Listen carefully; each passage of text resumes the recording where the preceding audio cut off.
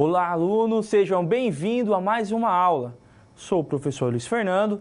Conforme nós já vimos em outras aulas, vou estar dividindo disciplina com o professor Valdecir. Então, para aqueles que ainda não me conhecem, sou o professor Luiz Fernando, sou especialista em controladoria e administração financeira, sou formado em ciências contábeis, também tenho uma MBA em planejamento tributário e estou aqui hoje para falar sobre auditoria. Vamos dar sequência à nossa terceira aula de auditoria e hoje nós vamos falar sobre procedimentos da auditoria e de perícia contábil.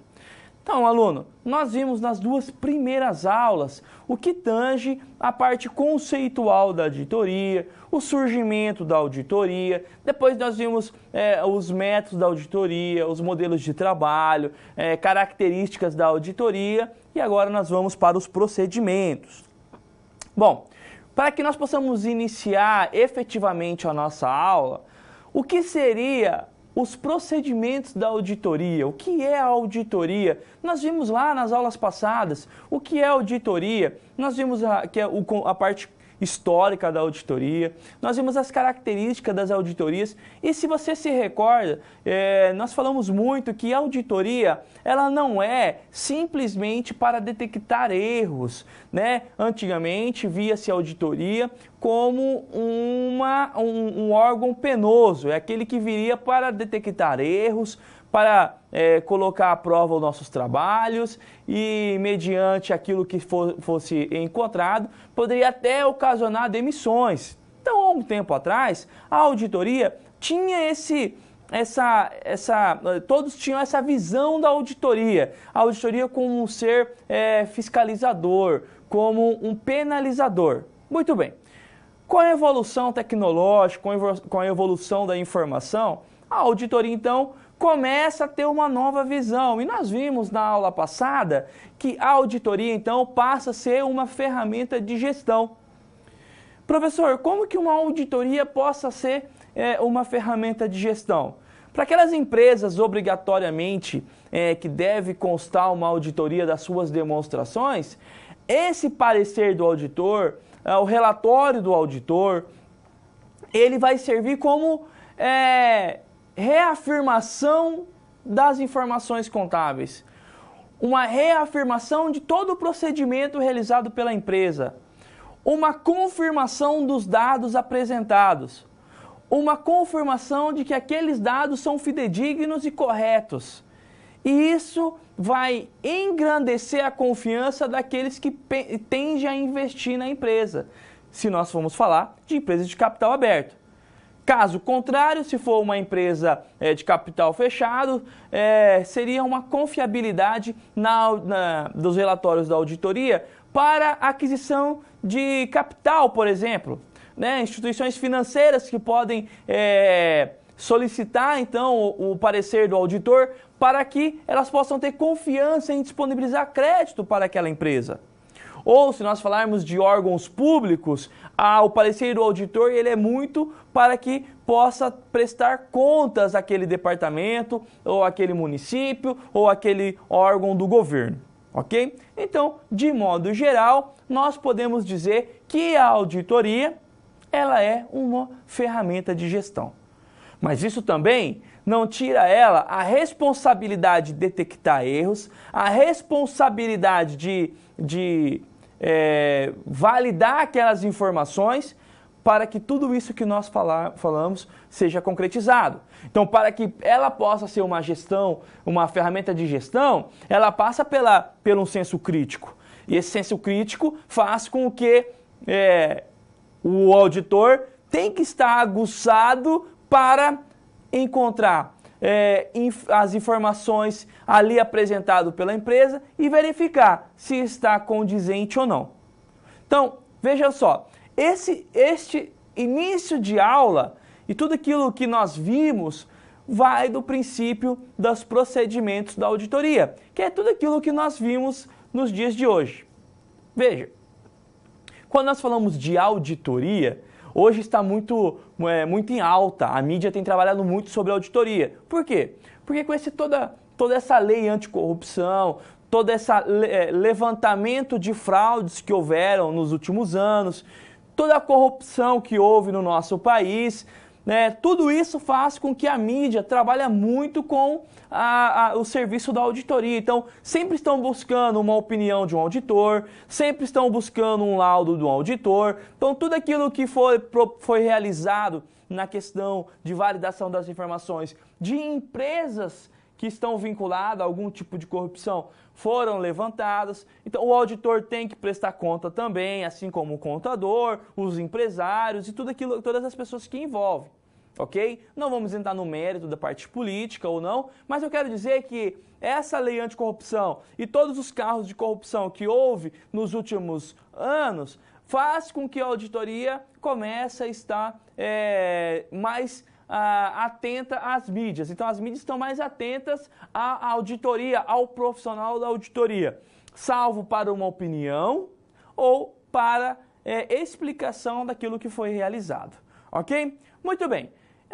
Para que nós possamos, então, entender a aula de hoje, eu quero te convidar para acompanhar comigo o objetivo da aula de hoje. Então, o objetivo da nossa aula de hoje é conhecer os temas essenciais da auditoria. Então, nós vamos ver alguns temas, algumas nomenclaturas, alguns termos utilizados na essência da auditoria, ok?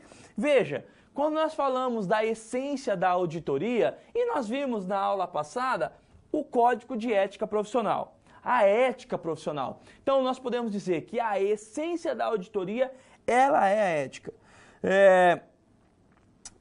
O perfil ideal para um profissional da auditoria, ela é baseada na ética, ela é baseada naquilo que melhor se tem do profissional. Então, após as sanções da lei anticorrupção, tudo que a mídia tem trabalhado faz com que a ética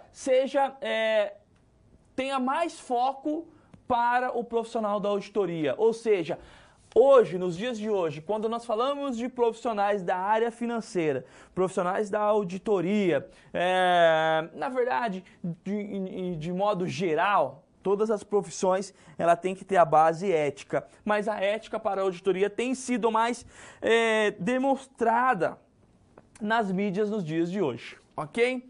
Evidenciar o planejamento da auditoria, ou seja, planejamento, uma ferramenta administrativa que é aquela que prevê as ações, prevê o resultado ou o resultado esperado da empresa. Então, da mesma maneira, o planejamento da auditoria é uma função, uma ferramenta administrativa em que vai demonstrar onde a auditoria quer chegar, qual é o caminho que a auditoria vai percorrer, quais são os resultados que a auditoria tem a apresentar. Então, o planejamento da auditoria. Apresentar os procedimentos técnicos da auditoria, conforme nós já falamos anteriormente. Tudo aquilo que envolve efetivamente a auditoria, seja das normas, seja do plano de trabalho, ou seja do relatório e parecer final, ok? Então, de modo geral, este seria o objetivo da nossa aula de hoje. Nós vimos, alunos, que quando nós falamos de auditoria, a ética profissional está centralizada na sua essência.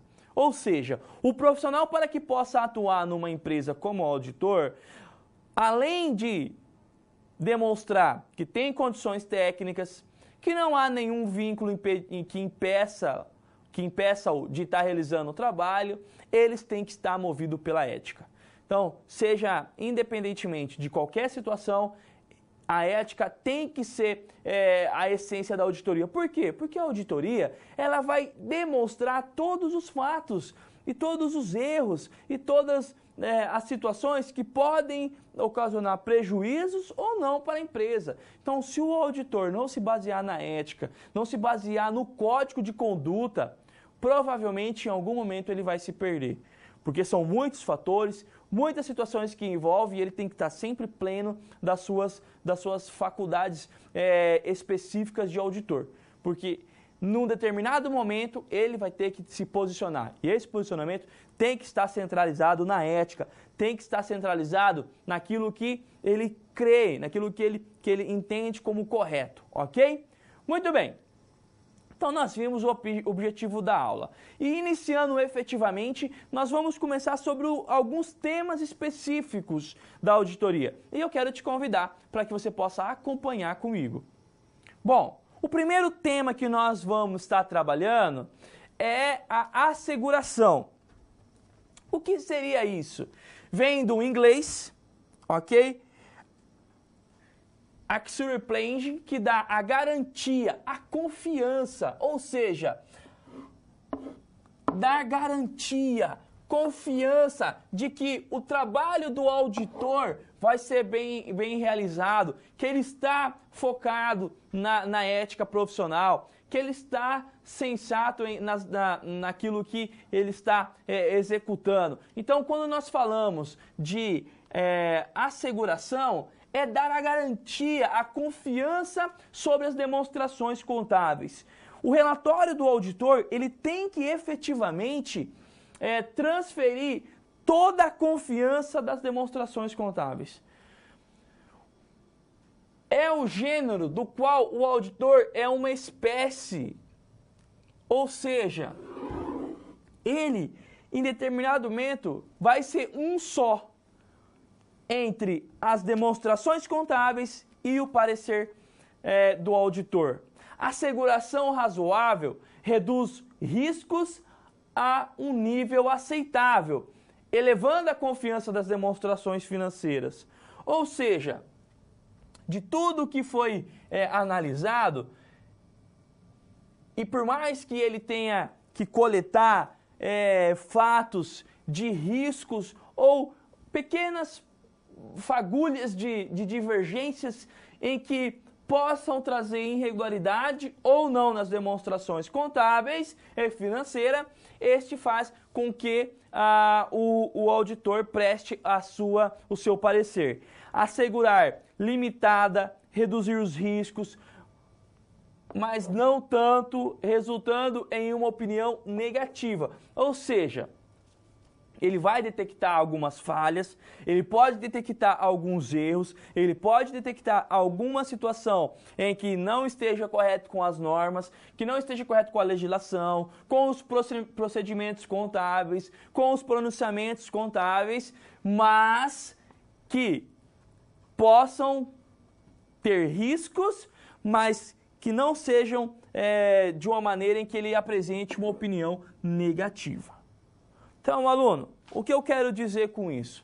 Quando nós falamos de asseguração, em determinado momento, após toda a análise do auditor, ele vai informar, ele pode detectar algumas falhas, alguns erros, mas nada muito relevante. Nada muito que possa fazer com que ele traga um parecer negativo.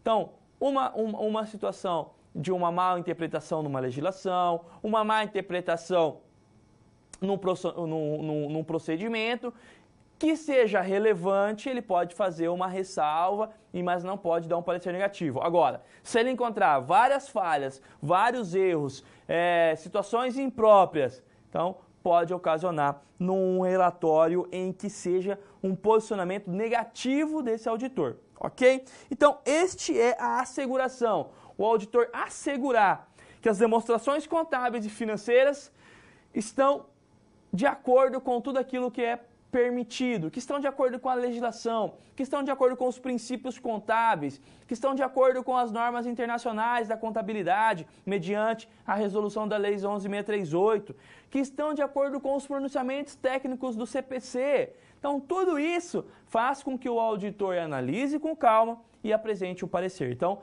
a segurança de apresentar as demonstrações confiavelmente. Ok? Então, o relatório do auditor tem essa visão. Muito bem, vamos dar sequência? Acompanhe comigo no quadro. A estrutura de relatórios financeiros aplicáveis. esse aqui, também é um outro termo utilizado pela auditoria. Este termo indica que as demonstrações financeiras foram elaboradas seguindo a norma brasileira de contabilidade, o Código de Ética, o CPC, os Comitês de Pronunciamentos Contábeis, a legislação devem estar corretas e completas. Então, o relatório financeiro aplicáveis é a validação das demonstrações mediante todas as regras, todas as normas, todo o código de ética profissional, todo o código de ética do contador, todos os pronunciamentos contábeis, toda a legislação específica, seja uma legislação tributária, trabalhista ou até mesmo da escrituração contábil. Então, todas essas informações, estando corretas e completas, os relatórios serão aplicáveis, ok? Bom, nós já estudamos que lá em 1976, a Lei 6.404 exige algumas demonstrações contábeis, como o balanço patrimonial, a demonstração de resultado, a demonstração de fluxo de caixa, a demonstração da mutação do patrimônio líquido e as notas explicativas. Para as empresas de capital aberto e grande porte, ainda tem a demonstração de valor agregado. E também nós podemos acrescentar aqui a demonstração de resultado abrangente, a DRA. Ok? Muito bem.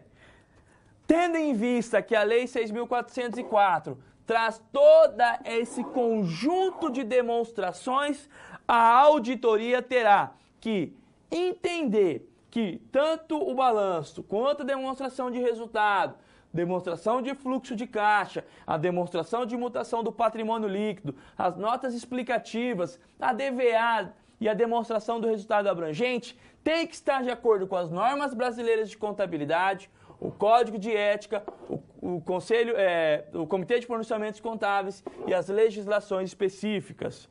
Lembrando, caro aluno, que a Lei 6.404 ela traz a obrigatoriedade das demonstrações e a Lei 11.638 traz algumas mudanças e inicia a harmonização das normas internacionais. Porém, a Lei 11.638 não destitui a Lei 6.404, ok? E todo esse conjunto de demonstrações contábeis, todo esse conjunto de demonstrações financeiras deve estar sendo realizadas, confeccionadas mediante a todo aquilo que nós falamos ali, o Código de Ética, a legislação, os princípios contábeis, normas brasileiras de contabilidade, e a auditoria vai ter que validar uma a uma mediante a todas essas características, ok? Muito bem, a partir do momento em que a auditoria ela efetivamente realiza essa confiabilização das demonstrações contábeis, cria-se, então, os relatórios financeiros aplicáveis, ou seja, os relatórios podem ser aplicados ao manuseio, tanto dos usuários internos como dos usuários externos, ok? Muito bem, vamos lá. Dando sequência, acompanhe comigo mais uma situação, que é a materialidade, ok? Nós vamos falar da materialidade. O que seria a materialidade? Bom, primeiramente, a materialidade, ela são parâmetros do presente e do passado que informam como a empresa deve ser. Olha só que bacana. Então, a materialidade são parâmetros do presente e do passado que informam como a empresa deve ser. A materialidade é aplicada no planejamento. Lembra-se lá do planejamento, aquela ferramenta administrativa que prevê o resultado, que prevê o caminho em que tanto a auditoria como a empresa vai estar trabalhando. Então, lembre-se que quando nós falamos de materialidade,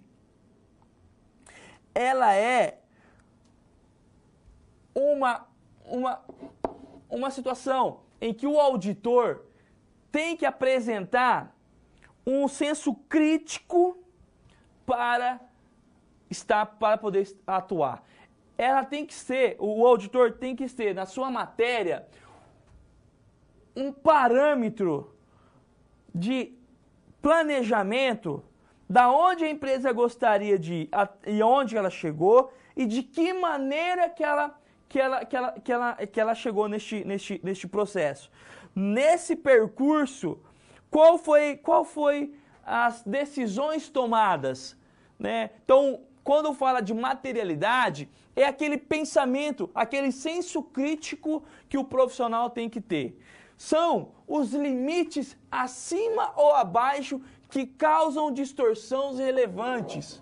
Ou seja, são aquelas fagulhas de erros, aquelas fagulhas de má interpretação que podem fazer que no conjunto, no montante do relatório, as informações possam ser prestadas erroneamente. Ou seja, alguns fagulhos de má interpretação que podem distorcer as informações e dessa maneira apresentar informações não fidedignas ou não confiáveis. Deste momento, o auditor, na sua matéria, ele tem que, de uma maneira persuasiva, utilizando de um senso crítico, para que ele possa exercer o planejamento de que foi criado para a auditoria daquela situação. A materialidade, calculada na fase do planejamento, pode ser revisada? Pode ser revisada, mas a materialidade pessoal, introspectiva do auditor, essa não pode ser revisada, ok? Tudo em auditoria deve ser registrado e documentado. Aqui, talvez, uma das características principais da matéria da execução dos processos da auditoria. O registro de todos os fatos, o registro de todas as áreas, de todos os aspectos, de todas as circunstâncias, de todas as análises, para que ele possa, então, ter conforto na sua decisão. Então, aluno, quando nós falamos de materialidade, é aquele senso crítico de tudo que envolve a empresa. Então, o auditor tem que fazer um planejamento do seu trabalho, juntamente com a coleta de dados, em que a empresa disponibilizará sem nenhuma falha, 100% das informações devem ser transferidas para o auditor, para que ele possa detectar fagulhas de divergência, fagulhas de erros ou de má interpretação, tanto no procedimentos contábeis quanto na legislação, para que possa executar o seu trabalho e validar as informações, validar as demonstrações, validar o procedimento e o planejamento estratégico da empresa e o planejamento e realização daquilo que a empresa se propôs a fazer, daquilo que a empresa desejou criar, dos anseios da empresa e se foram realizados ou não. E se foram conquistados tudo aquilo que foi planejado, de que maneira foi conquistado? Se os caminhos e os percursos ali aplicados e recorridos foram de maneira correta. Então, a matéria do auditor é entender todos os fatos, todos os departamentos, todas as situações pertinentes à empresa, de um senso crítico, sempre documentando cada fato, cada passo, cada situação que ele vai encontrando, para que no final possa encontrar o relatório, ok?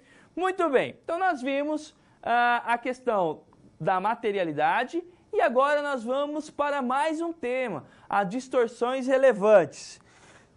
Bom, aluno, quando nós falamos de distorções relevantes, o que seria isso? Distorções relevantes são riscos. Riscos das demonstrações, riscos de má interpretação, riscos que o profissional que está ali realizando o trabalho no dia a dia corre por erros intencionais ou não, por erros didáticos, por erros de conceito, por erros de má interpretação de normas, por erros de má interpretação de legislação ou por um ato intencional que é conhecido como fraude. Então, as distorções relevantes são as distorções dos fatos contábeis, conscientemente ou inconscientemente, mas que vão trazer resultados ou que vai interferir diretamente nas demonstrações, nos relatórios. Então, quando nós falamos de distorções relevantes, pode ser causadas por erros e fraudes detectadas nas demonstrações financeiras. Ok? Se conhecidas, poderia levar usuários das demonstrações financeiras a mudar sua opinião a respeito de suas posições. Ok? Por isso a importância do trabalho do auditor. Pode ser classificada em factuais, julgamento e projeções distorcidas. Então, de modo geral, esses são os principais distorções relevantes. E quando nós falamos de distorções, quando nós falamos de erros e fraudes, nós então entendemos que erros, ato não intencional, sem intenção de prejudicar ou levar vantagem, erros que todos nós somos passíveis, ok? Erros de interpretações, como nós vemos falando na aula de hoje.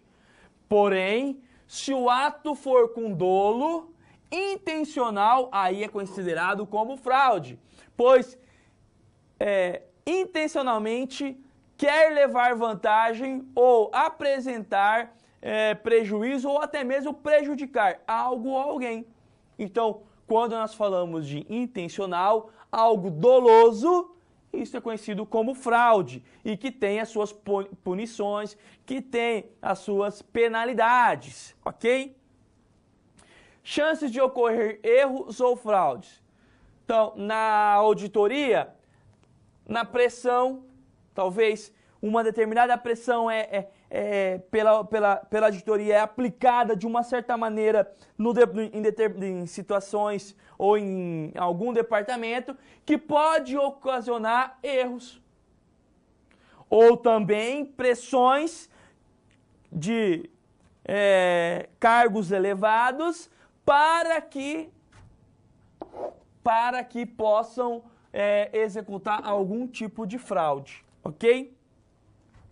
Também, a oportunidade apresentada para confeccionar erros ou fraude também é uma situação, ok? Uma oportunidade de manusear alguma informação para levar vantagem ou até mesmo a racionalização, ok? Então, esses são os três aspectos que podem, são as três principais chances de ocorrer erros ou fraudes: pressão, oportunidade ou racionalidade. Lembre-se, fraude intencional, erro não é intencional, é uma má interpretação, um má posicionamento, um dia que o profissional não está legal, ou alguma coisa que acontece e que passa por desapercebido alguma situação. Então, estes são conhecidos como erros. Agora, aquilo que é intencional em tirar vantagens de alguém, esse então é conhecido como fraude. Veja, aluno, quando nós falamos de erros, nós que trabalhamos com a contabilidade, com a escrituração contábil, com a folha de pagamento, com a parte tributária, então, não há por que ter vergonha de, em algum momento, a gente apresentar algum erro na nossa operacionalidade. Todos os erros, tem um CPC sobre isso, que é a correção de erros. As notas explicativas estão para isso, ok? Que é para você corrigir algum erro de exercício passado.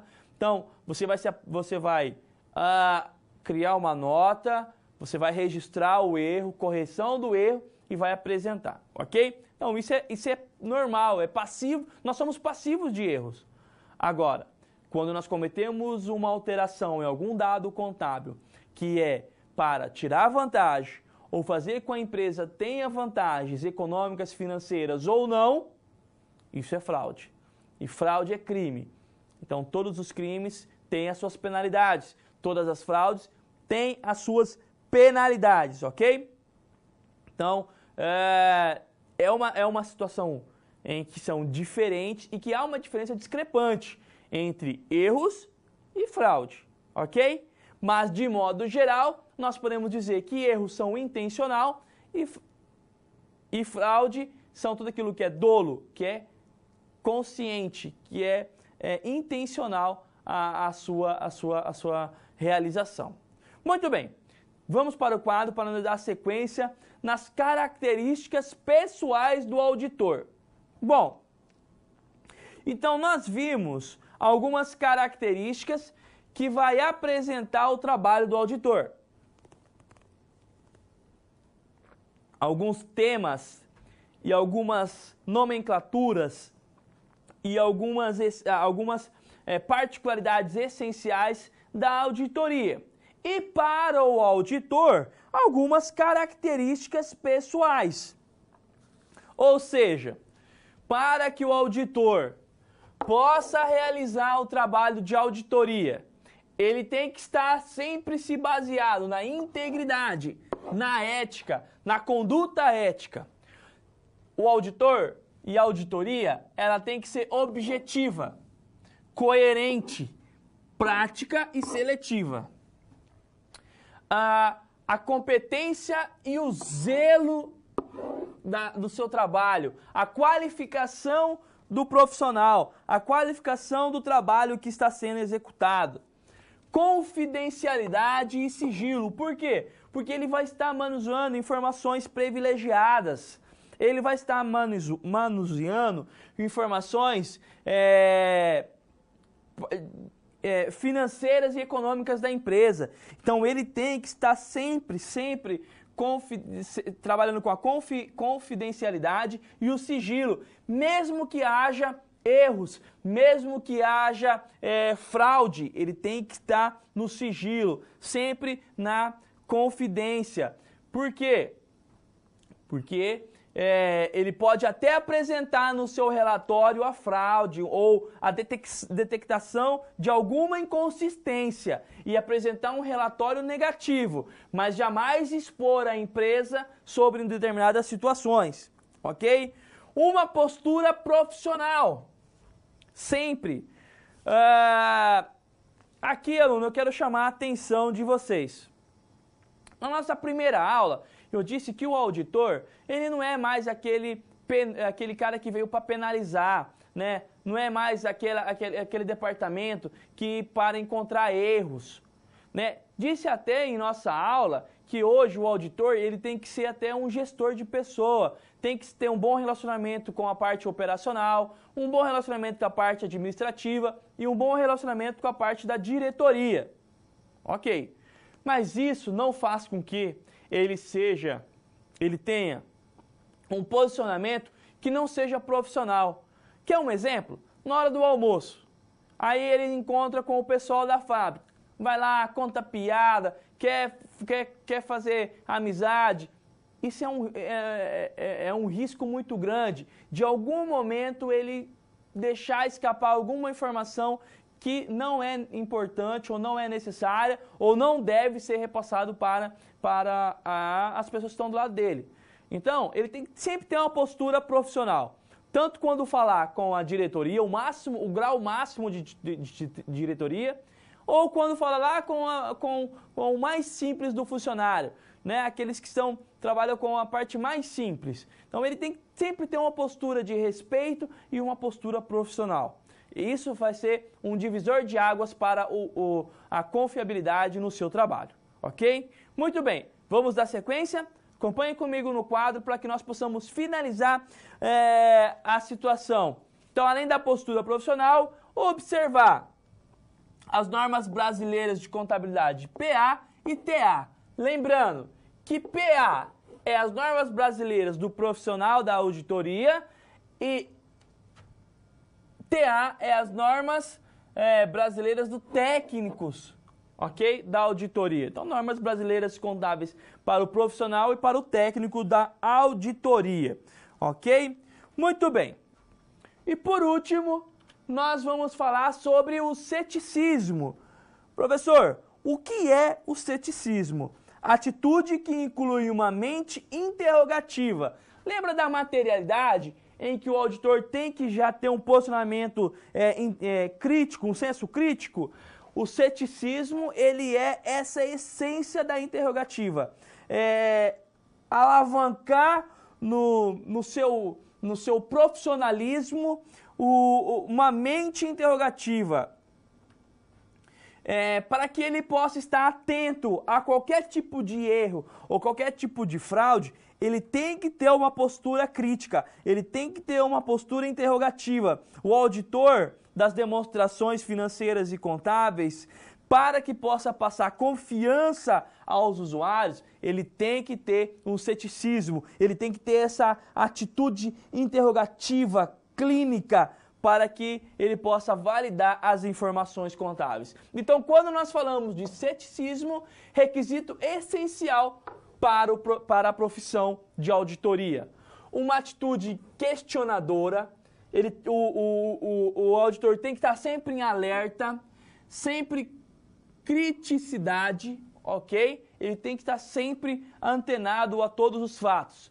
Duvidar de tudo que pode ser alterado, considerar tudo falso ou errado, então ele pode ter esse pensamento de que tudo é errado, tudo é falso.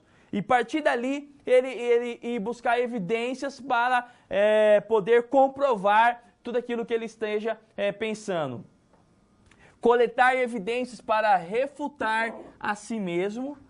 Tentar provar o que entende como verdade, ok? Então, não é somente demonstrar o erro, não é somente demonstrar uma fraude, mas é buscar informações para que ele possa comprovar que tudo aquilo que ele está trabalhando, tudo aquilo que ele está demonstrando é verdadeiro. Então, olha só, quando nós falamos de ceticismo, o auditor já vir com um senso crítico de que tem erro, tem fraude, eles não seguiram as normas, não seguiram o código de ética, eu preciso encontrar esses erros, essas fraudes, além de ele ter o seu posicionamento daquilo que ele crê como correto, ele tem que comprovar que o que ele está falando é verdadeiro, do que ele está apresentando é verdadeiro. Então ele tem que efetivamente ter condições de comprovar de que tanto os erros encontrados como fraudes encontradas são baseados em amparos legais, ou seja, em legislações ou normas ou técnicas de execução do trabalho, ok? Muito bem, agora, para que nós possamos entender um pouquinho mais sobre o ceticismo, nós vamos para um vídeo e logo nós voltaremos.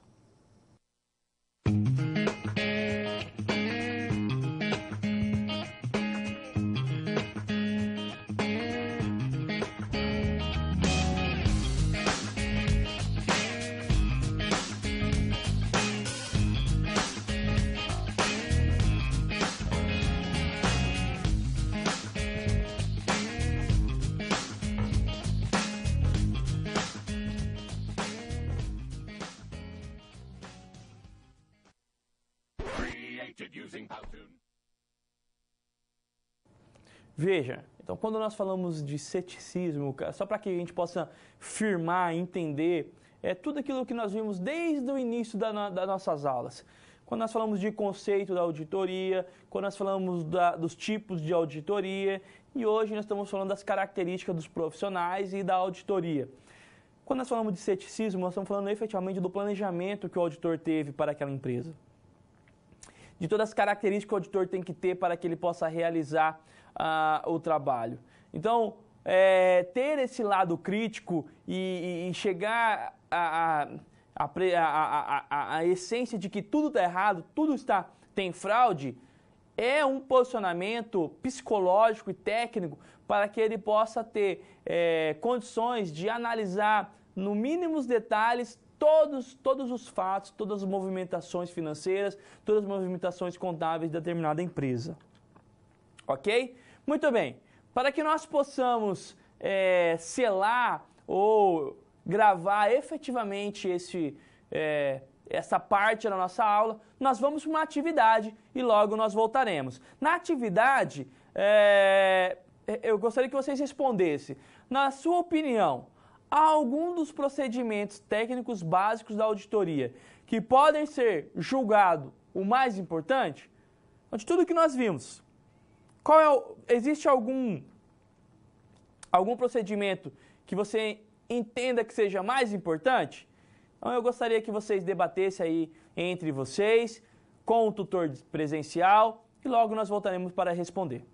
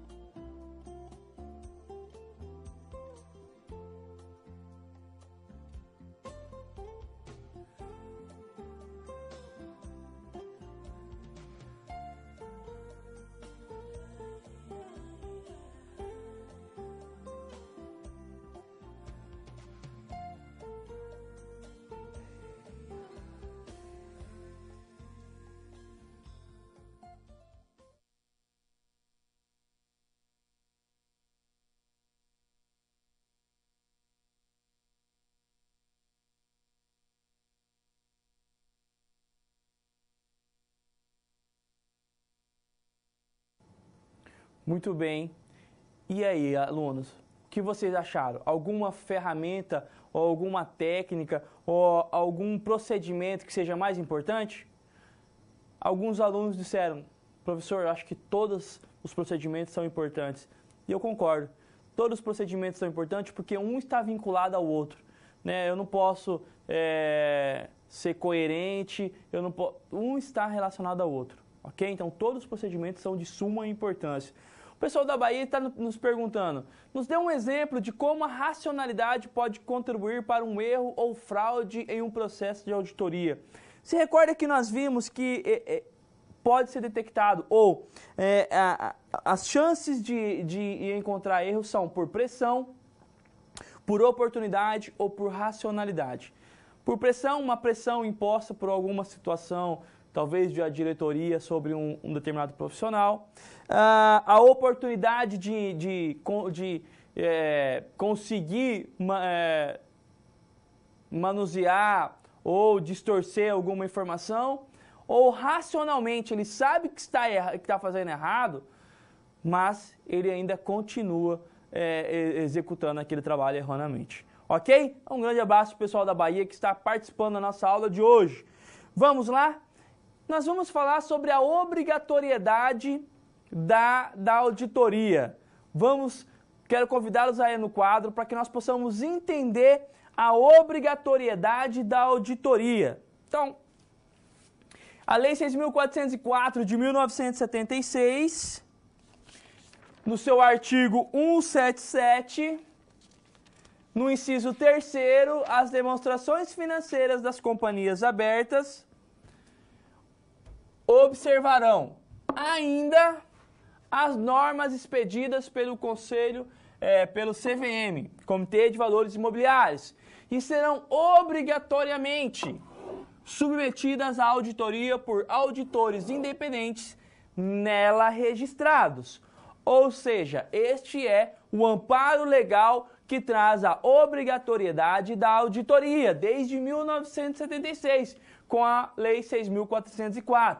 Ainda, o seu inciso 5º, as normas expedidas pela CVM, aqui se refere o inciso 3º, deste artigo, deveriam ser elaboradas em consonância com os padrões internacionais de contabilidade, adotando os princípios mercados de valores mobiliários, ok? Então veja que lá em 1976 já falava-se da auditoria como obrigação e ainda com a harmonização das normas internacionais, ok? Muito bem. Quando nós falamos de obrigatoriedade da auditoria, nós temos aqui um quadro que vai compor o que é obrigatório e o que não é obrigatório. Por exemplo, tipo de empresas de capital aberto é obrigatório? Sim, é obrigatória. Capital fechado é obrigatório? Não, não é obrigatório. Lembrando, capital aberto são aquelas empresas que vendem parte do seu patrimônio líquido em formato de ações na Bolsa de Valores, e a empresa de capital fechado são aquelas que são as limitadas em que não estão atuando no mercado financeiro. As empresas de capital fechado, porém, de grande porte, também são obrigadas à auditoria. Limitadas, não são. Limitadas de grande porte, são. Pequena e média empresa, não são. Instituições financeiras são obrigadas. Seguradoras e consórcios são obrigadas. Entidades filantrópicas em terceiro setor são obrigadas, principalmente se tiver aqui valores recebidos do governo como subsídio. Então tem que ter uma auditoria. Fundos previdenciários são obrigatórios.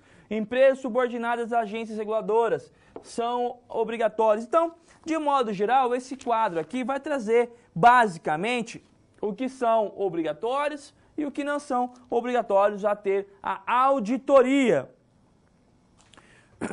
Quando nós falamos de obrigatoriedade e não obrigatoriedade, nós temos esse quadro.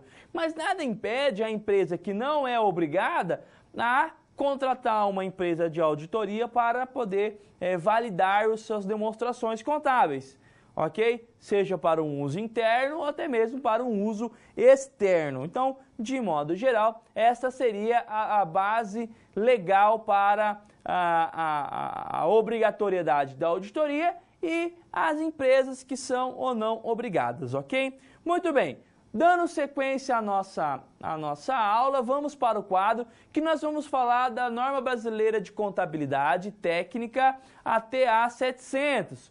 O auditor irá verificar os seguintes requisitos para a emissão de sua opinião limpa, ou seja, a norma brasileira de contabilidade, a TA 700, que vai falar sobre as técnicas de auditoria, apresenta os requisitos para a emissão da opinião do auditor. Foi obtida evidências de auditoria apropriada e suficiente? Então, esse é um requisito. Segundo requisito, as distorções não corrigidas são irrelevantes ou relevantes individualmente ou em conjunto.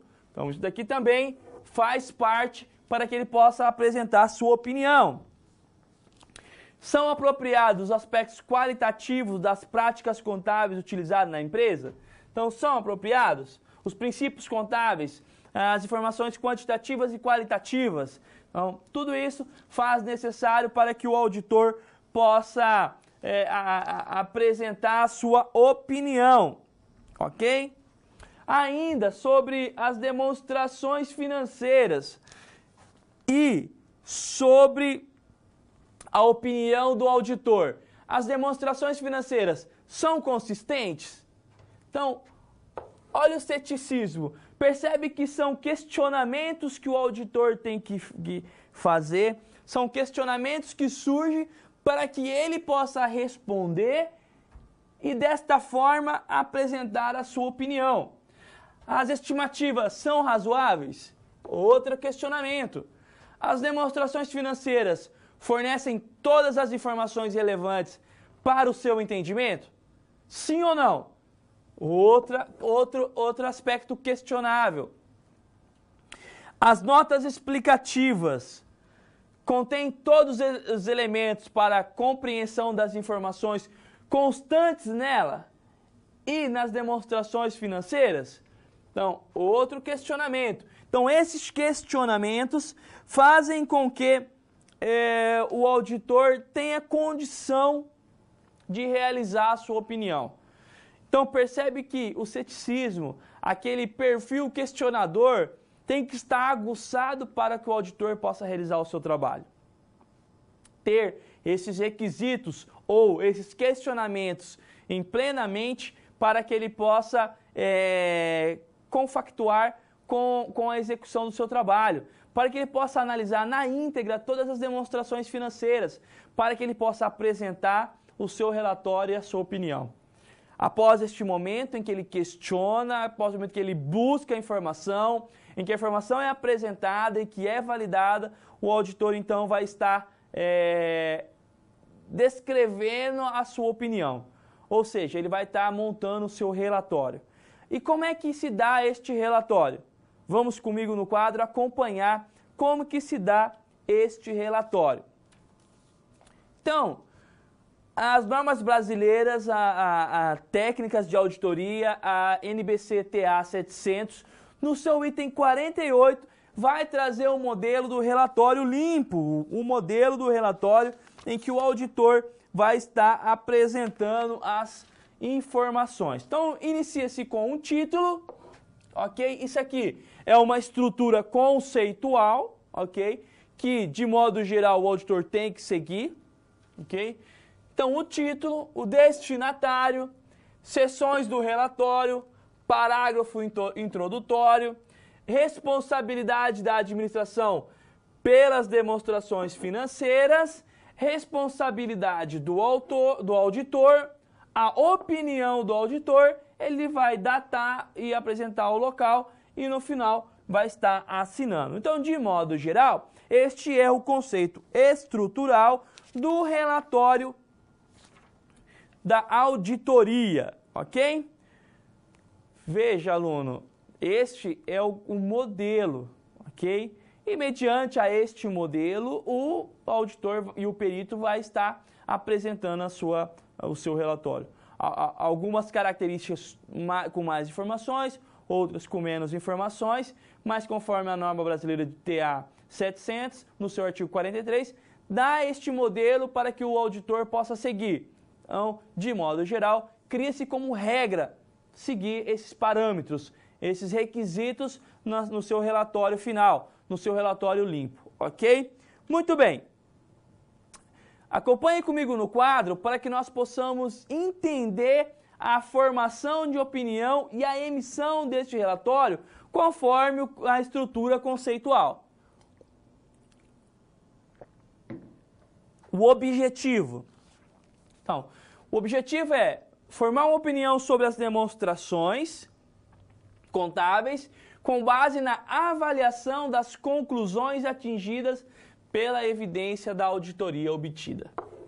Ok? Ou seja, validar as demonstrações contábeis. Caro aluno, percebe que quando nós falamos de auditoria, a cada passo que nós damos, a cada maneira que nós vamos estudando, nós vamos aprofundando no conhecimento sobre auditoria, sempre vai voltando na mesma essência. Ética profissional, a busca por erros e fraudes e a validação das demonstrações contábeis. Porque a partir da validação é que as empresas vão ter condições de buscar no mercado, talvez, investimentos ou numa instituição financeira, buscar capital, então, ou até mesmo para si, para ter certeza de que a empresa está trabalhando corretamente, que todas as informações estão corretas e ela pode tomar a decisão sobre aquelas informações apresentadas pelas demonstrações. Então, tudo isso faz com a auditoria essencial. Não somente para pegar erro, detectar erro ou ser um órgão penalizador, mas como gestão, mas como ferramenta de gestão, para que as informações sejam validadas e tanto os usuários externos, investidores, fornecedores, bancos, instituições financeiras, tanto os usuários internos, administradores, gestores, possam tomar as melhores decisões, ok? Vamos voltar comigo no quadro? Muito bem. Além da formação de opinião sobre as demonstrações, expressar claramente essa opinião por meio de relatório de auditoria por escrito, que também descreve a base para a referida opinião. Ou seja, no relatório vai estar apresentada todas as situações que levaram para que o auditor desse aquela opinião positiva ou negativa sobre as demonstrações contábeis, ok? Muito bem. E o tipo de opinião? Nós temos a opinião com ressalva, nós temos a opinião adversa e nós temos a abstenção de opinião. E a partir de agora, nós vamos entender um pouquinho mais sobre os tipos de opinião. E nós vamos começar pela opinião com ressalva, quando o auditor conclui as suas distorções, individualmente ou em conjunto, se são relevantes ou não, mas não generaliza as demonstrações contábeis. Ou seja, em determinado momento na execução do trabalho da auditoria, o auditor detecta algumas falhas, alguns erros, ok? Algumas distorções na execução do trabalho.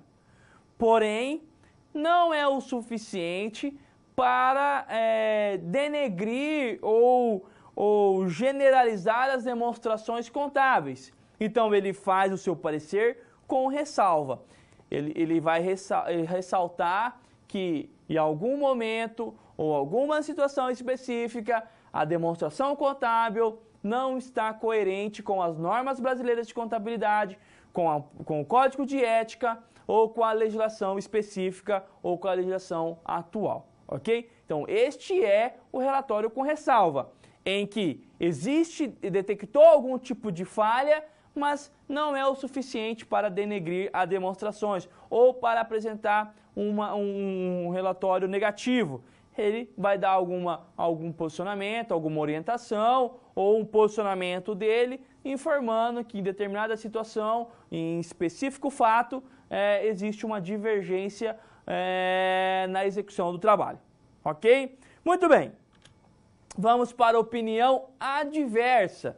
O que seria a opinião adversa? O auditor conclui que as distorções...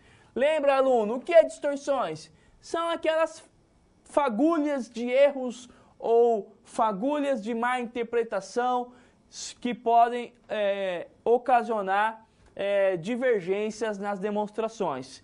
que pode ser individual ou em conjunto. Então, quando o auditor conclui que as disposições individuais ou conjuntas são relevantes e generalizadas para as demonstrações contábeis, ele então vai apresentar a sua opinião adversa. Então, assim, aluno, quando as distorções forem relevantes, aí ele vai dar o posicionamento dizendo, olha, a minha opinião é adversa com as demonstrações contábeis. Eu não aprovo essas demonstrações contábeis, se me permite dizer numa linguagem mais simplória.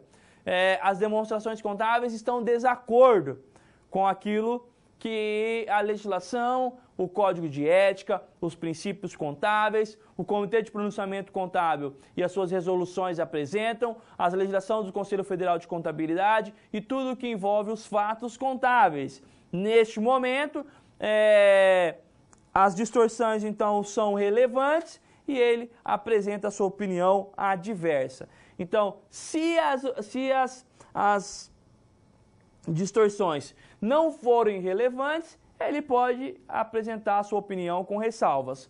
Quando forem relevantes, ele vai apresentar a sua opinião adversa às demonstrações contábeis.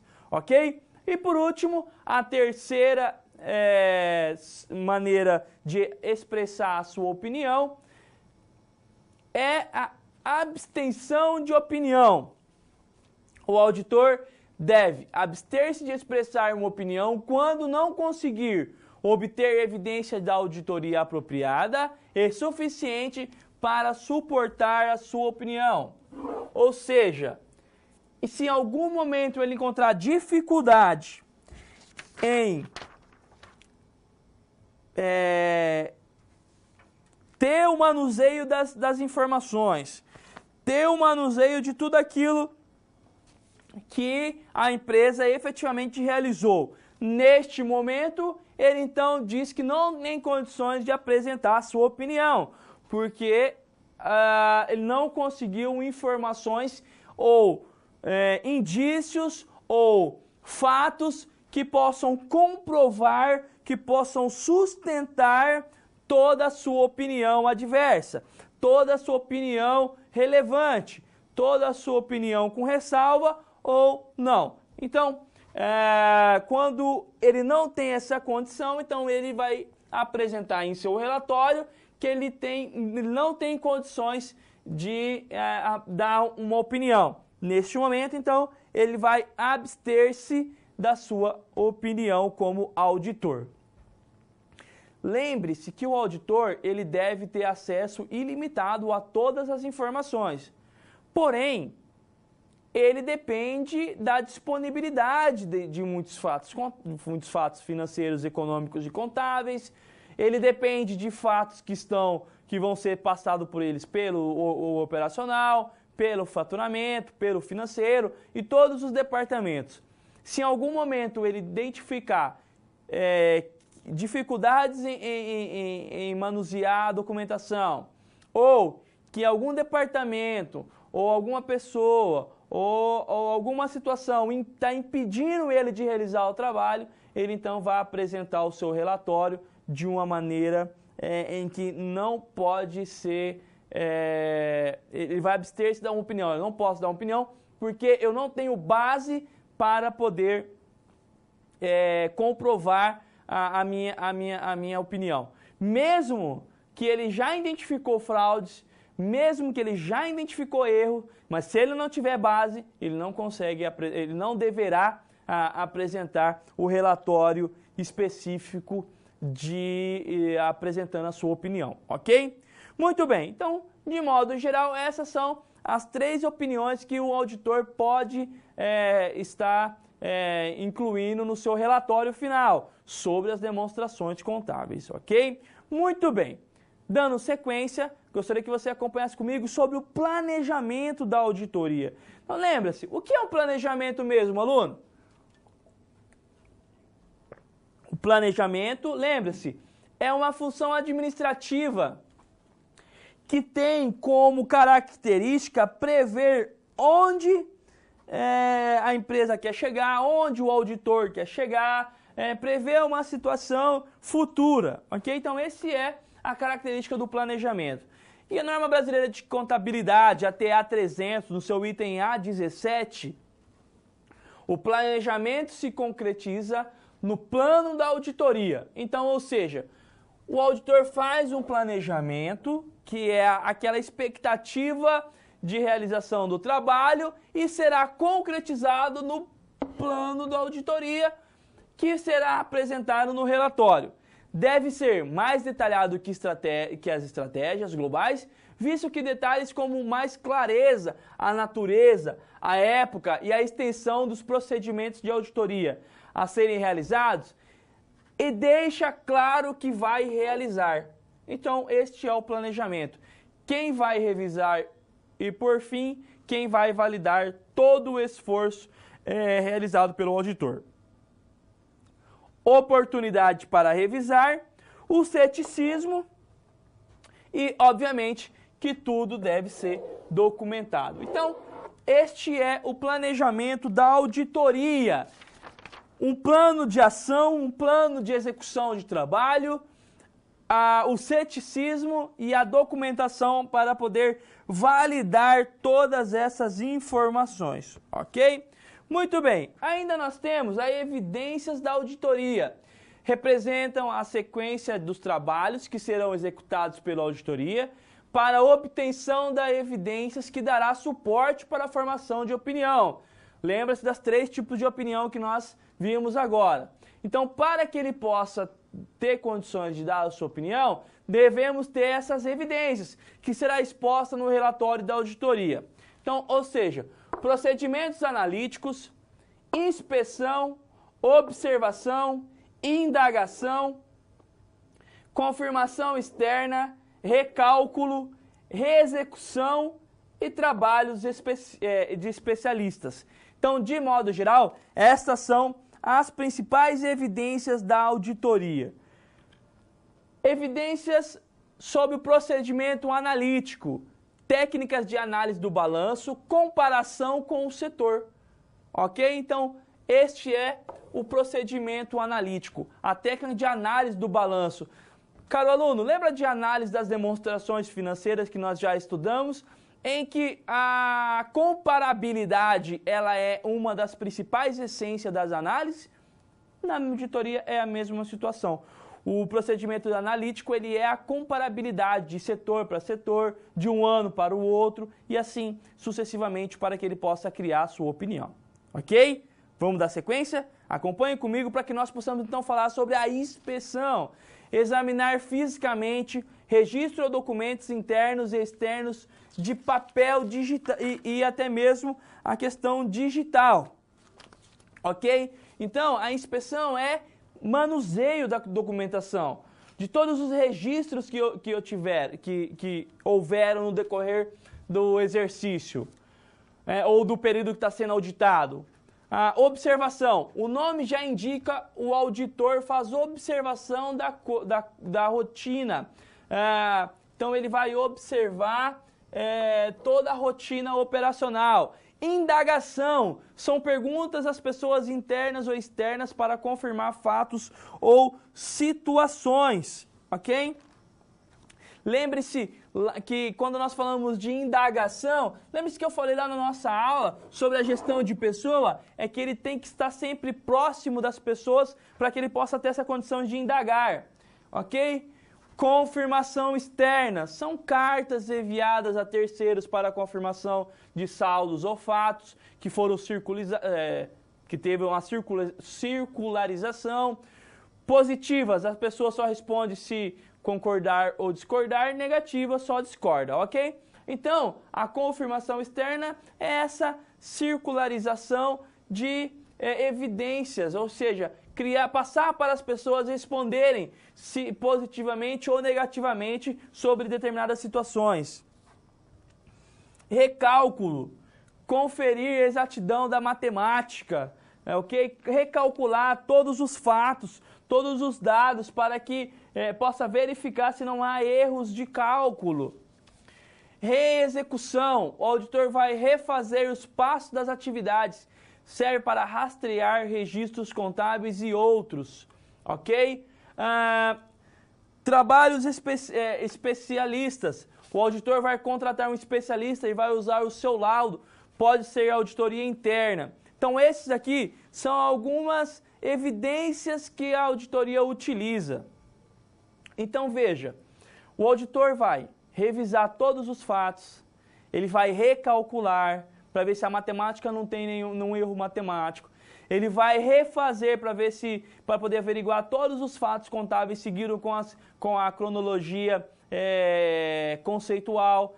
E ele vai poder até buscar um especialista para uma determinada situação para que ele possa ter condições de realizar o trabalho. Então, de modo geral, estes são alguns critérios específicos para a realização do trabalho. Neste momento, quero te convidar para a gente ir para um vídeo e logo nós voltaremos para dar sequência à nossa aula.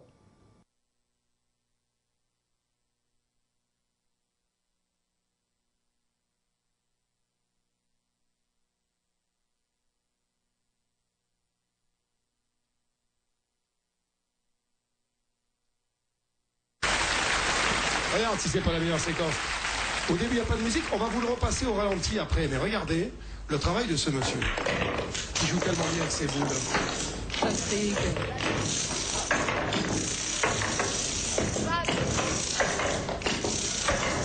Il y a 4 billards en fait.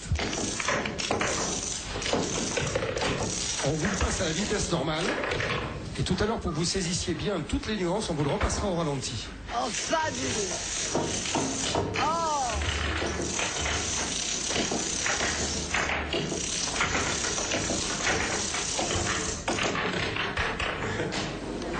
Fantastique.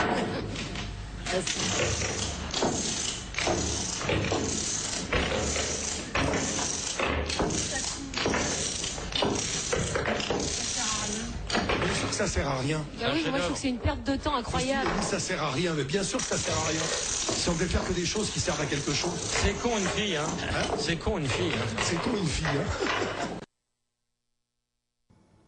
Muito bem, voltamos e eu já quero voltando respondendo uma pergunta. Professor, com qual frequência as empresas de capital fechado são auditadas? Arapiraca, lá de Alagoas. Olha, de modo geral, sempre no encerramento do exercício. Então, quando finaliza as demonstrações contábeis, em que as empresas vão estar divulgando essas demonstrações, elas são auditadas. Mas podem ocorrer também trimestralmente, semestralmente e anualmente, ok? Vai mediante a disponibilidade do mercado, a necessidade da empresa ou a necessidade de algum órgão específico, ok? Pessoal da Bahia, quais os requisitos para ser um auditor fiscal e perito? Primeiramente, se formar como estudante e bacharel de ciências contábeis. Depois nós vamos fazer o exame de suficiência, vamos ter o registro no Conselho Regional e Conselho Federal de Contabilidade.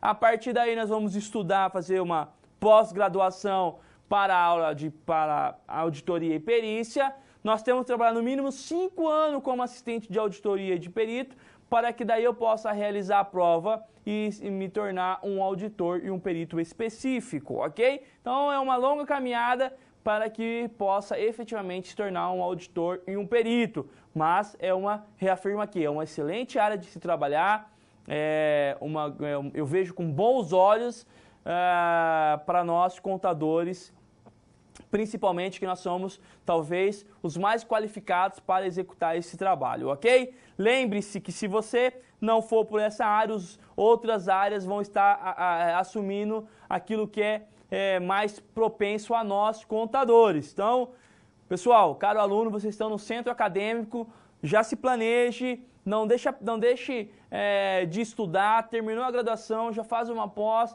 busque aquilo que você deseja, porque o mercado para nós ele é muito positivo, ok? Muito bem. Vamos para os procedimentos da auditoria, mas vamos estar concluindo a nossa aula e vamos falar finalizar sobre a parte final de procedimentos. Então, quero te convidar para acompanhar comigo as últimas etapas sobre o procedimento da auditoria. Nós vamos estar chegando agora no que tange finalmente aos papéis de trabalho, à execução final do trabalho e tudo que um auditor precisa para poder finalizar o seu trabalho, ok? Muito bem. A auditoria pode ser parcial ou integral, mas sempre envolve as demonstrações financeiras. Então, olha como é importante as demonstrações financeiras. Eu quero chamar a atenção de vocês, alunos. Eu acho interessante a gente fazer esse confronto de informação. Vocês estão no centro acadêmico, você está estudando contabilidade, vocês já viram que a contabilidade registra, mensura e apresenta em formato de relatório os fatos econômicos financeiros da empresa. Esses relatórios é conhecido também como demonstrações contábeis. E olha a importância das demonstrações. A empresa faz necessário contratar um profissional específico para validar as informações. Isso não quer dizer que nós não sejam preparados para executar o trabalho. Não, longe disso. Longe disso. Mas é a confirmação de todo um trabalho realizado para que a empresa possa estar atuando no mercado. Então, a contabilidade, ela é, sim, a principal fonte de informação para a tomada de decisão. A principal fonte de informação para a execução dos trabalhos operacionais da empresa. A principal fonte de informação para o desenvolvimento econômico e financeiro da empresa. Então, a contabilidade e as demonstrações contábeis, que é todo o trabalho que nós realizamos, ele é de suma importância. De suma importância. Então, você está estudando para ser um dos principais seres pensantes da empresa. A contabilidade e o contador têm essa perspectiva de ser muito influente dentro de uma grande companhia, ok? Vamos lá? Vamos voltar para o quadro? Muito bem. Os princípios de contabilidade foram aplicados de forma uniforme. Então, ou seja, as demonstrações contábeis é a matéria-prima do auditor e ele vai verificar se os princípios contábeis foram aplicados corretamente. As classes de contas foram devidamente classificadas. Lembra-se lá quando nós estudamos plano de contas? Aqui, ó, se todos os fatos foram classificados corretamente. As disponibilidades elencadas no balanço realmente existem. Então, lembre-se o que é disponível lá no ativo circulante. Se tudo aquilo que está disponível no balanço realmente existe, ok? Os títulos negociáveis e as inversões financeiras existem e se são de propriedade da empresa. Aqui podemos até alencar os investimentos lá no balanço patrimonial, no ativo não circulante, os investimentos, títulos que a empresa possa ter de outras empresas. Então, está como um ativo, é da propriedade da empresa. Então, estes são algumas características, ok? Os rendimentos foram realmente contabilizados na integridade, ou seja, foram contabilizadas todas as receitas, todas as despesas, todos os custos, ok? Se o estoque está batendo, como que é o critério de estoque? Como que é o critério de inventário? Se o inventário é permanente, se o inventário é periódico. Então, os critérios são realmente realizados. Então, tudo aquilo que a empresa se propõe no seu planejamento foi executado. Os estoques existem? E se são conversíveis em vendas? Ou seja, existe um controle de estoque e esse controle de estoque está efetivamente sendo transferido para as vendas e essas vendas estão sendo transferidas como receita. Então, tudo isso é importante. Os imobilizados existem e são propriedades da empresa, né? Então, está lá registrado marcas e patentes, seja o imobilizado seja o ativo tangível ou ativo intangível. Quando falamos de imobilizado, terreno, máquinas e equipamentos, móveis e utensílios são de propriedade da empresa mesmo? O intangível é efetivamente da empresa, é a marca da empresa? As provisões estão corretas?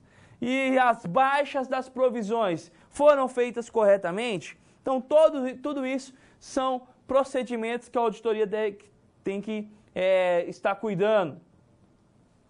Papéis de trabalho da auditoria. A documentação nas normas brasileiras de contabilidade TA 230, no final do trabalho, vão retratar o caminho percorrido pelo auditor para as suas conclusões e a organização dos documentos produzidos, papéis de trabalho, que substituirão os trabalhos desde a contratação do serviço até o relatório final, ok? Então, os papéis de trabalho subsidiarão todo o procedimento da auditoria, para que ele possa efetivamente realizar o seu trabalho e, no final, apresentar o resultado, ok? Por último, a documentação deve ser preparada de forma que o auditor experiente, sem nenhuma conexão anterior com a auditoria, obtenha entendimento e possa revisar os trabalhos. Ou seja, após o trabalho ser executado, a documentação tem que estar disponível, o relatório tem que estar disponível e deve ser preparada de uma forma que outro auditor, quando vir verificar se o trabalho foi realizado, ele possa ter condições de revisar esse trabalho. Então tem que seguir de uma forma concisa, de uma forma clara e de uma forma transparente e fácil acesso. Mesmo com a linguagem técnica, porque o auditor que virá será um auditor experiente, mas mesmo assim o trabalho tem que ser realizado de uma maneira plena. Os documentos pertencem ao auditor guardar por 5 anos. Então, da mesma maneira que alguma documentação deve ser guardada pela empresa, o auditor também tem que guardar por 5 anos a documentação realizada na determinada empresa. Pode ser digital, físico ou por software, ok? Temos os correntes e os permanentes. Qualidade do serviço. Então, nós temos as principais papéis do auditor, principais características do auditor, ok? Então, veja, alunos, que quando nós falamos de auditoria, nessa terceira aula, nós vimos todos os procedimentos e tudo que envolve a operacionalidade do auditor, para que no final ele possa apresentar um relatório específico da validação das informações e das demonstrações contábeis, ok? Muito bem, vamos para mais uma atividade. Qual a importância do processo de planejamento da auditoria para a sua execução? Gostaria que vocês debatessem aí, conversassem com o seu colega, conversassem com o tutor. Qualquer dúvida, mande aqui para nós, que nós vamos estar respondendo, ok? Então nós vamos por uns minutos e logo nós voltaremos.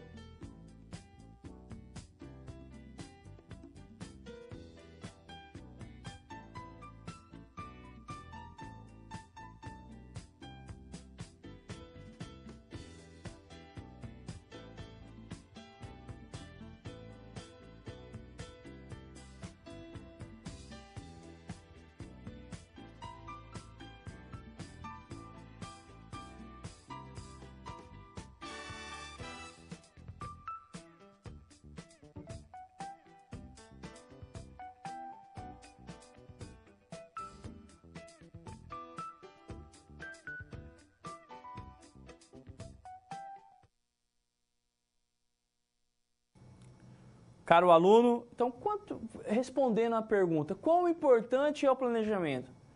Bom, o planejamento ele é de suma importância para direcionar o trabalho do auditor, para que ele possa entender aonde ele deve chegar e, ao final dos seus trabalhos, verificar se tudo aquilo que foi planejado realmente foi realizado. Então, nós vimos hoje os procedimentos da auditoria. Na primeira aula, nós vimos a questão conceitual, histórica. Na segunda aula, nós vimos a parte de como que se dá a auditoria, as características da auditoria, como que a auditoria é realizada. E hoje nós vimos os procedimentos mais específicos, ok? Espero que vocês tenham gostado da aula de hoje. Mas antes da gente finalizar, quero mandar um abraço lá para o pessoal de Minas Gerais, pessoal do Paraná, Rio Grande do Sul, Alagoas, pessoal da Bahia, do Pará, de São Paulo. Um grande abraço meu. Espero que a minha aula possa ter acrescentado. Lembrando que nós voltamos na próxima aula para falar de perícia. Essas primeiras três aulas nós falamos sobre auditoria, sobre o conceito, sobre a parte de procedimentos. E a quarta aula nós vamos falar especificadamente sobre a perícia contábil, ok? Espero contar com a presença de todos na próxima aula. Um grande abraço e até lá!